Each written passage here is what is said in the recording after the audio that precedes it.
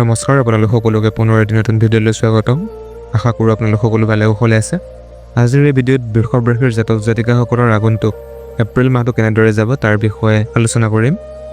যদি চেনেলটোত নতুনকৈ আহিছে চেনেলটো ছাবস্ক্ৰাইব কৰি ল'ব আৰু প্ৰিয়জনৰ সৈতেও ভিডিঅ'টো শ্বেয়াৰ কৰি তেওঁৰ উপকাৰ কৰিব বুলি মই আশা ৰাখিলোঁ। আহক তেন্তে ভিডিঅ'টো আৰম্ভ কৰোঁ। বৃষভ ৰাশিৰ জাতক জাতিকাসকলৰ বাবে আহিবলগা এপ্ৰিল মাহটোত আপোনালোকৰ ধৈৰ্য্যৰ পৰীক্ষা লোৱা হ'ব। টকা পইচা, কাৰ্যক্ষেত্ৰ, পাৰিবাৰিক সম্বন্ধ, দাম্পত্য আদি সকলো ক্ষেত্ৰতে আপোনালোকৰ পৰীক্ষা অৱশ্যে লোৱা হ'ব। মানসিক প্ৰেছাৰ থাকিব, কিন্তু এই প্ৰেছাৰক আপুনি কেনেদৰে হেণ্ডেল কৰিব সেইটো আপোনাৰ ওপৰত নিৰ্ভৰ কৰিব।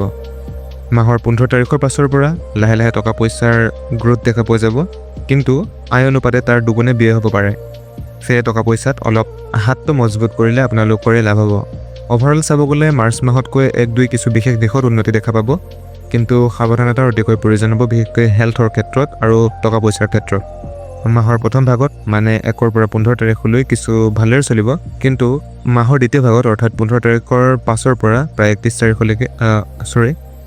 তাৰিখলৈকে আপোনালোকে দেখিব যে কামসমূহ কিছুমান লাহে লাহে হ'ব ধৰিছে, তাৰমানে খেলিমেলি ষ্টাৰ্ট হোৱা আপোনালোকে দেখা পাব। মাহৰ প্ৰথম ভাগত সূৰ্য আপোনালোকৰ আয়ৰ ঘৰত থাকিব, অৰ্থাৎ একাদশ ঘৰত থাকিব, যাৰ ফলত টকা পইচাৰ ক্ষেত্ৰত বা মানি ফ্ল'ত আপোনালোকৰ বহুত গ্ৰোথ দেখা পোৱা যাব। কাৰ্যক্ষেত্ৰত ছিনিয়ৰ লেভেল বা বছ লেভেল ব্যক্তিসকলৰ পৰাও কিছু আপোনালোকে উৎসাহ পাব আৰু তেওঁলোকৰ যোগেদি আপোনালোকৰ আৰ্থিক ক্ষেত্ৰত কিছু প্ৰকাৰে উন্নতি হোৱাও দেখা পোৱা যায়। 14 এপ্ৰিলৰ পাছৰ পৰা সূৰ্য দ্বাদশ ঘৰত প্ৰৱেশ কৰাত আপোনালোকৰ টোপনিৰ ক্ষেত্ৰত কিছু অসুবিধাৰ সন্মুখীন হ'ব পাৰে, যেনেদৰে নিদ্ৰাহীনতা বা শুই উঠাৰ পাছতো আপোনালোকৰ গাটো ল' এনাৰ্জি ফিল হোৱা বা ভাগৰুৱা অনুভৱ হোৱা এনেধৰণৰ আপোনালোকে দেখা পাব। সেয়ে নিজৰ স্বাস্থ্যক লৈ অলপ যোগাসন, ব্যায়াম, প্ৰাণায়াম ইত্যাদি ধৰণৰ আপোনালোকে কাৰ্য কৰিব পাৰে। ভ্ৰমণৰ ক্ষেত্ৰত চাব গ'লে নিশ্চয় আপোনালোকে ভ্ৰমণ কৰিব পাৰে, কিন্তু মই ছাজেষ্ট দিম আপোনালোকে এপ্ৰিল মাহত মন্দিৰ এনেকুৱা ধৰণৰ বা ওচৰত যদি কিবা তীৰ্থস্থান আছে তেনেকুৱা ধৰণৰ ঠাইত আপোনালোকে ভ্ৰমণ কৰিলে নিশ্চয় শুভ ফল পাব। বিশেষকৈ মন্দিৰৰ ক্ষেত্ৰত যদি মই ক'ব যাওঁ, ওচৰত যদি ৰাম মন্দিৰ আছে বা হনুমান মন্দিৰ আছে তেনে মন্দিৰত আপোনালোকে ভ্ৰমণ কৰিব পাৰে। কৰ্মক্ষেত্ৰত আপোনালোকে যদি জব চেঞ্জ কৰিব খুজিছে বা প্ৰমোশ্যনৰ কাৰণে আপোনালোকে কথা বতৰা পাতিব খুজিছে তেন্তে 14 এপ্ৰিলৰ আগৰ সময়খিনিত আপোনালোকে কৰিব পাৰে, কিন্তু 14 এপ্ৰিলৰ পাছত জব চেঞ্জ বা এনেকুৱা ধৰণৰ আপোনালোকে কামসমূহ নকৰিব। কৰ্মক্ষেত্ৰত 14 এপ্ৰিলৰ পাছত উচ্চপদস্থ বিষয়াৰ পৰা বা আপোনাৰ ছিনিয়ৰজনৰ পৰা কিছু টান মাত কথা আপোনালোকে শুনিব লগা হ'ব পাৰে, সেয়ে অলপ মেণ্টেলি প্ৰিপেয়াৰ হৈ থাকিব। কাৰ্যক্ষেত্ৰত আপোনাৰ স্থিতি মজবুত কৰিব লাগিব, কাৰণ আপোনাৰ সেই সময়টো আহি পৰিছে য'ত নেকি আপুনি আপোনাৰ নাম, আপোনাৰ কাম, আপোনাৰ স্থান আৰু আপোনাৰ গুৰুত্বক মজবুত কৰিবৰ সময় হৈ গ'ল। সেয়ে মই ছাজেষ্ট কৰিম যে কৰ্মক্ষেত্ৰত আপোনালোকে নিজৰ কামসমূহ অতি ধৈৰ্য্যৰে বা অতি মেহনতেৰে আপোনালোকে কৰি যাওক। ইয়াৰ ফল আপোনালোকে নিশ্চয় পাব অহা 1-2 মাহৰ ভিতৰত। টকা পইচাৰ ক্ষেত্ৰত ভালে দেখা যায়। গুৰু বৃহস্পতি আপোনালোকৰ দ্বিতীয় ঘৰত থাকি আপোনালোকৰ উপাৰ্জন আৰু সঞ্চয়ত শুভ প্ৰভাৱ পেলাব। এপ্ৰিল মাহত আপোনালোকৰ ইলেক্ট্ৰনিক্স বস্তু কিনোতে বা এই ঘৰত থকা আগৰ ইলেক্ট্ৰনিক্স বস্তুসমূহ যদি বেয়া হয় সেইবিলাক আপোনালোকে ৰিপেয়াৰিং কৰোঁতে বা ভাল কৰোঁতে অধিক টকা পইচা আপোনালোকৰ খৰচ হ'ব পাৰে। আৰু তাৰ উপৰিও আহিব লগা আপোনালোকে এপ্ৰিল মে মাহলৈকে আপোনালোকৰ টকা পইচা অত্যাধিক খৰচ হ'ব। সেয়ে আপোনালোকে এটা সঞ্চয়ৰ হেবিট আপোনালোকে সৃষ্টি কৰিব পাৰে, মানে টকা পইচা যিহেতু খৰচ হ'বই, আপোনালোকে সাঁচিবৰ কাৰণে এঠাইত আপোনালোকে সেই টকা পইচাসমূহ জমা কৰিবলৈ আপোনালোকে চেষ্টা কৰক। যেনেদৰে আজিকালি SIP, মিউচুৱেল ফাণ্ড, বণ্ড এনেকুৱা ধৰণৰ বহুতো ওলাইছে, আপোনালোকে সেইবিলাকত আপোনালোকে ইনভেষ্ট কৰিব পাৰে। এপ্ৰিল মাহত প্ৰেম সম্বন্ধত ইমান শুভ ফল দেখা পোৱা নাযায় আপোনালোকৰ বাবে। সৰু সৰু কাজিয়া, ভুল বুজাবুজি, ট্ৰাষ্ট ইছ্যু এনেধৰণৰ কিছু ঘটনা দেখিবলৈ পাব। যিসকল লোকে বিবাহ হোৱা নাই বা তেওঁলোকৰ বিবাহৰ কাৰণে প্ৰস্তুতি চলাই আছে তেওঁলোকৰো মনত বহুতো খেলি মেলি বা কনফিউজন দেখা যায় নিজৰ পচন্দক লৈ। বৈবাহিক ক্ষেত্ৰত ইজনে সিজনৰ পৰা কিছু টান মাত কথা শুনিব পাৰে।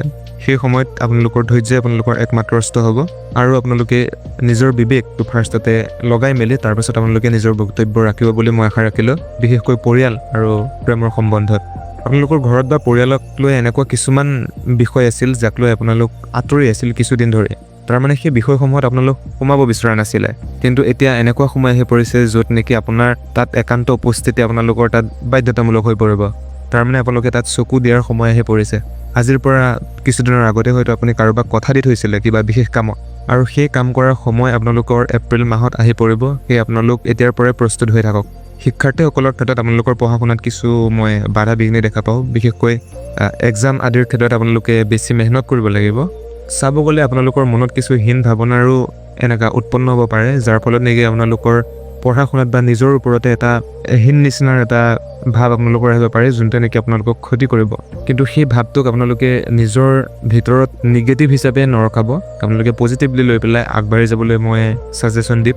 উপায় হিচাপে আপোনালোকে ঘৰৰ ওচৰৰ যিকোনো মন্দিৰত যাব পাৰে, তাত গৈ 20 পৰা 25 মিনিট সময় অতিবাহিত কৰিব, কিন্তু যাওঁতে আপোনালোকে সুদা ভৰিৰে মন্দিৰৰ ভিতৰত এটলিষ্ট আপোনালোকে সুদা ভৰিৰে আপোনালোক যাব পাৰে, খোজকাঢ়িব পাৰে। আৰু পৰাপক্ষত ঘৰৰ পৰা যাওঁতেও প্ৰায় চেণ্ডেল আপোনালোকে পৰিধান নকৰিব, তাৰমানে সুদা ভৰিৰে আপোনালোকে মন্দিৰলৈ যাব।